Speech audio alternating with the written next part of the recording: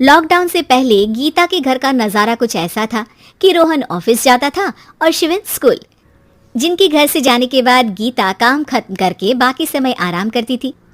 लेकिन लॉकडाउन के बाद ऑफिस और स्कूल घर में ही खुल गए और इससे गीता का हाल वो तो आपको देखने में ही मजा आएगा।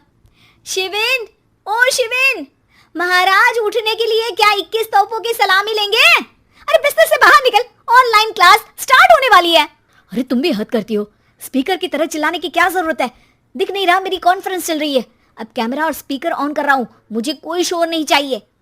इस पर जैसे ही रोहन लैपटॉप का कैमरा और स्पीकर ऑन करता है तभी कुकर की सीटी बजती है। करा लो अब इसे चुप।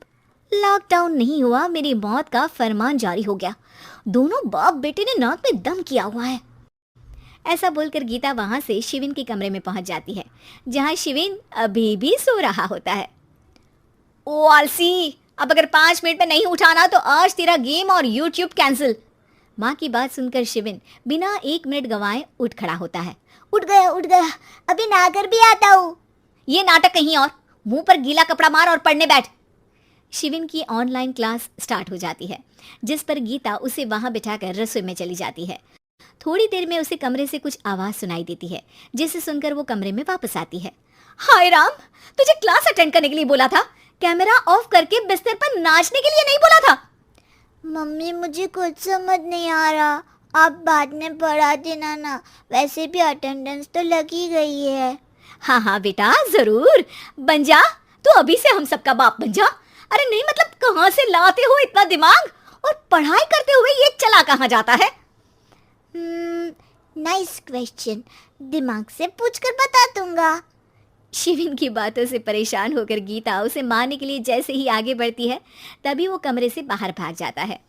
अब शिविन आगे आगे और गीता हाथ में चप्पल पकड़े उसके पीछे पीछे पूरे घर में दोनों घूम रहे होते हैं। इसी बीच वो रोहन के पास पहुंच जाता है और शिविन को मारने वाली चप्पल रोहन के लैपटॉप पर जाकर गिरती है। ओए माँ! मम्मी, अब पापा को चप्पल मार रही हो? वो आज तक के रिपोर्टर, चुपचाप जाकर क्लास अटेंड कर ले, नहीं तो अगली तेरे पीछे लगेगी। इस पर शिविन वहां से चला जाता है, जिसके बाद रोहन गीता से कहता है, इस सर्कस के लिए कुछ बोलना चाहोगी? अरे क्या करूं, जब से तुम दोनों घर में रहने लगे हो, घर अपने आप ही सर्कस बन गया है और मैं तुम्हारी नौकर। कभी बेटी को संभालो तो कभी बाप के नखरे उठाओ। इन्हीं सब उथल पुथल में दिन बीतते रहते हैं, जिसमें हर रोज घर के अंदर कुछ नया सियप्पा खड़ा मिलता है, जो ज्यादातर शिविन और रोहन के ऑनलाइन स्कूल और ऑफिस से रिलेटेड ही होता है। एक सुबह, शिविन चल उठ, आज की क्लास जल्दी है। कैमरा ऑफ करके आप अटेंड कर लो। अरे ऐसे छित्तर पड़ेंगे, दादी नानी सब एक साथ याद आ जाएंगी। गीता की लाख मशक्कतों के बाद क्लास तो खत्म हो जाती है, लेकिन उसके बाद शिविन फोन इस्तेमाल करते हुए इंस्टाग्राम रील बनाने लगता है। रसोड़े में कौन था? तुम थी, मैं थी, कौन था? हाँ, मैं गरीब हूँ। अरे ओ गरीब के बेटे, आजा, मैं बनाती हूँ तुझे गरीब। मैं बताती हूँ रसोड़े में कौन था। पढ़ाई करने बोलो तो इनकी माँ मर जाती है और ये पागलपंतियां जितनी मर्जी करा लो। गीता शिविन को डांट रही होती है, तभी रोहन बीच में बोल पड़ता है। अरे बच्चा ही तो है, इतना गुस्सा क्यों कर रही हो? बेटे का साथ देने की इसी एक कोशिश में अब शिविन के साथ साथ रोहन भी गीता के गुस्से की सूली पर चढ़ जाता है। अगर बेटे पर इतना ही प्यार आ रहा है तो इसे क्लास अटेंड क्यों नहीं कराते, इसका होमवर्क क्यों नहीं कराते? उस समय तो बहुत जल्दी मीटिंग आ जाती है, वो काम मैं करूं और यहाँ इस बेफिजुली की चीज में तरफदारी करके बन जाओ महान। हे भगवान, कोई तो इनके ऑफिस और स्कूल खुलवाओ, मैं इन्हें और घर में नहीं सह सकती।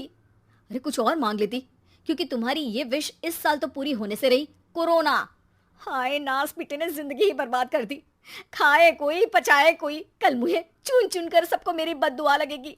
उन्होंने दुनिया का और इन बाप बेटे दोनों ने मेरा जीना मुश्किल कर दिया। गीता वहां से चली जाती है, जिसके बाद रोहन शिविन से कहता है, अरे तुम्हारी मम्मी इतनी भड़की हुई क्यों है? आपकी वजह से पूरा समय घर में रहते हो और उस पर कोई काम कराने की जगह बस ऑर्डर देते रहते हो। अच्छा बेटे, सारा इल्जाम मुझ पर, पूरा दिन तो वो तुम पर ही चिल्लाती है। हाँ, मतलब दोनों का 50-50 है, कुछ करना पड़ेगा। वो कहते ना, make the best out of worst. I have an idea. वैसे तुम्हारी माँ सही कहती है, बहुत जुबान चलाने लगे हो, कम बोला करो। अगली सुबह रोहन और शिविन अपनी गलती को सुधारने के लिए गीता के उठने से पहले घर का आधा काम खत्म कर देते हैं, जिसे देखकर गीता खुश हो जाती है और फिर बाकी बचा काम वो तीनों मिलकर पूरा कर लेते हैं। जिसके बाद अब वो सब मिल बांट कर हर काम में एक दूसरे की मदद करते हुए लॉकडाउन का मजा लेने लगते हैं।